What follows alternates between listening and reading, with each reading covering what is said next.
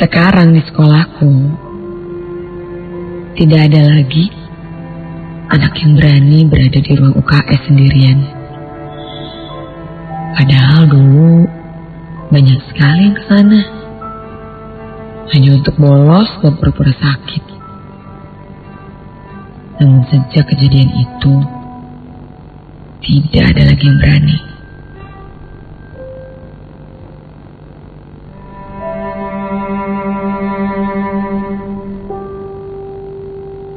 Kejadian ini terjadi beberapa tahun yang lalu.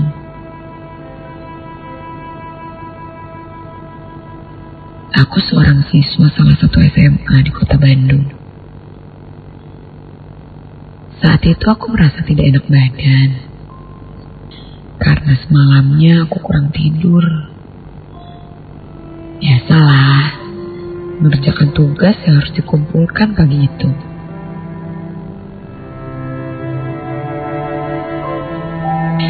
Dan saat berangkat sekolah pun aku kesiangan. Hasilnya aku tidak sempat sarapan dan langsung berangkat ke sekolah. Hanya 2 jam pelajaran, aku tiba-tiba merasa pusing dan tertidur di dalam kelas. Sampai akhirnya guruku membangunkanku dan menyuruhku beristirahat di UKS. Karena saat itu aku terlihat sangat pucat. Tanpa sempat berpikir apa-apa, aku pun melangkah gontai menuju UKS.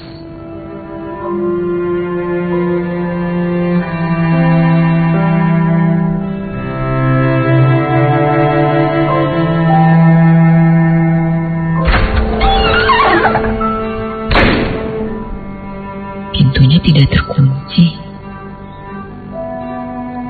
Di dalam terlihat 2 buah ranjang yang disekat oleh kain putih. Aku pun langsung berbaring di sana. Saat aku jatuhkan kepalaku ke bantal, kepalaku pun seperti berputar-putar. Pusing sekali. Teriakku kesal dalam hati. Aku mencoba tertidur di sana, dan ketika mulai terlelap, tiba-tiba aku mendengar hembusan nafas. Aku memutar badanku menengok ke sebelah. Entah sejak kapan ada orang berbaring di ranjang sebelahku. Kulihat seluruh tubuhnya terbungkus selimut. Apa aku tidurnya lama banget ya?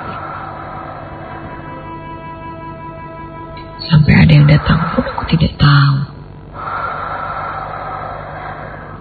Tapi ketika aku lihat jam, aku hanya beberapa menit saja tertidurnya. Lagi pula kalau ada yang masuk, pasti terdengar jelas suara pintu dibuka.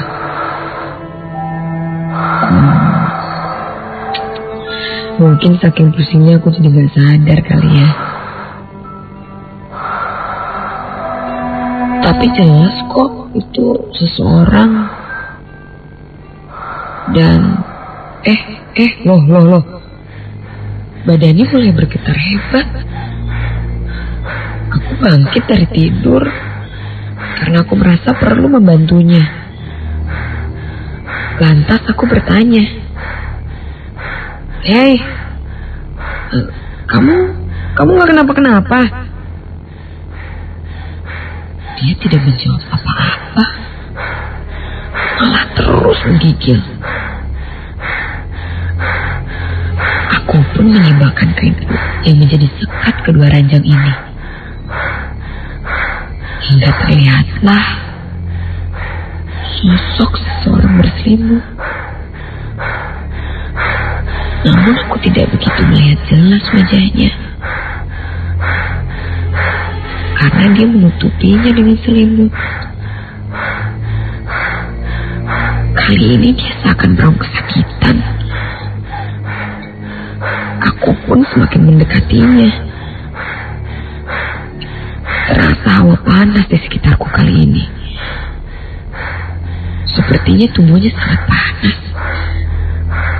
Sampai terasa padaku.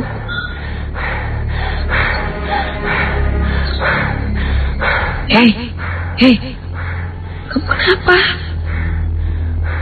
Mau aku panggilin guru nggak? Jelasku padanya.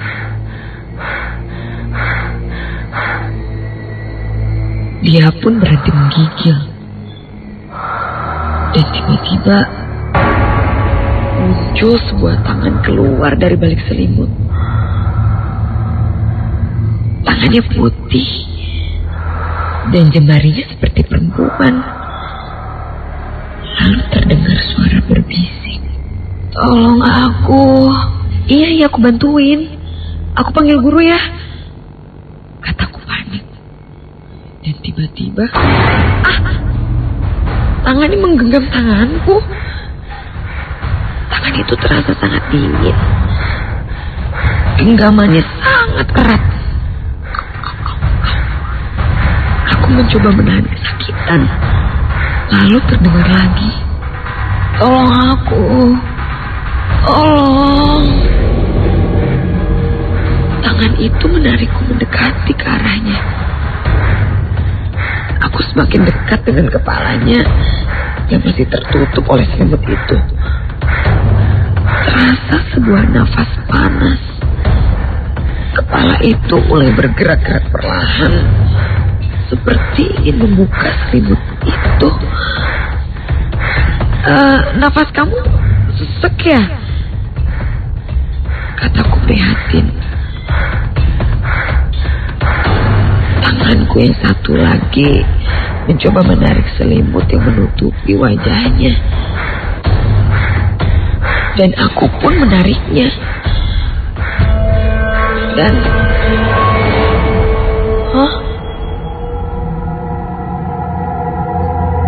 tidak ada.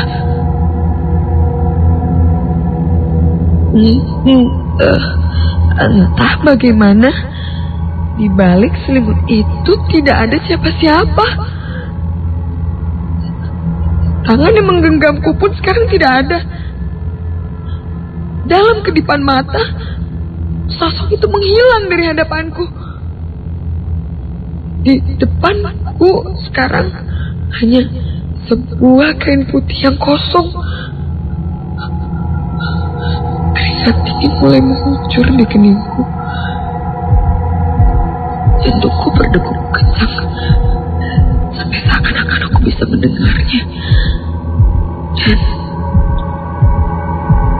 aku juga bisa mendengar ada seseorang di ruangan ini selain aku.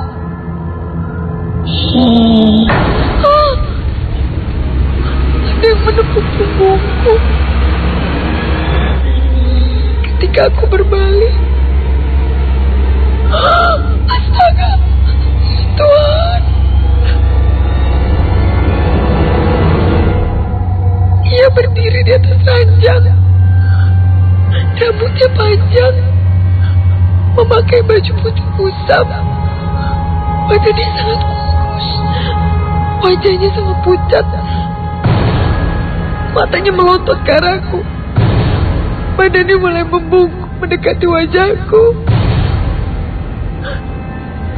Dan tiba-tiba dia tertawa sangat menyeramkan.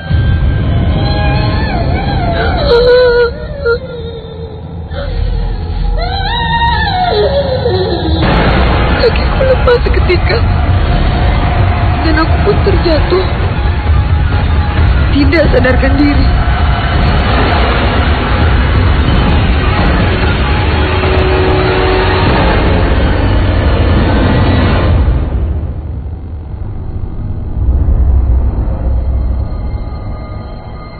Akhirnya aku dibangunkan oleh temanku. Aku tertidur di lantai. Kepalaku masih berat. Dan akhirnya aku pun diantar pulang oleh temanku.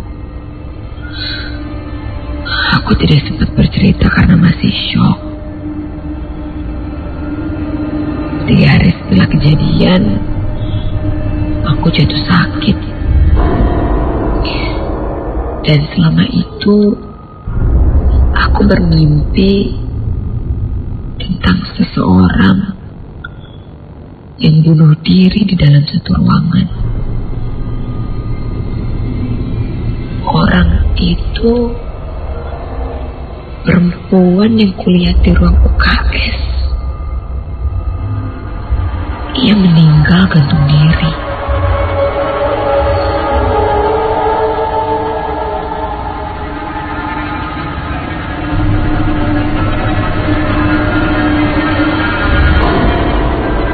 Setelah aku masuk sekolah, aku mencoba untuk bertanya kepada penjaga sekolah. Aku pun menceritakan apa yang aku alami dan apa yang terjadi di mimpiku. Ternyata benar. Dulu pernah ada yang bunuh diri di ruangan itu. Ruangannya sekarang menjadi ruang UKS.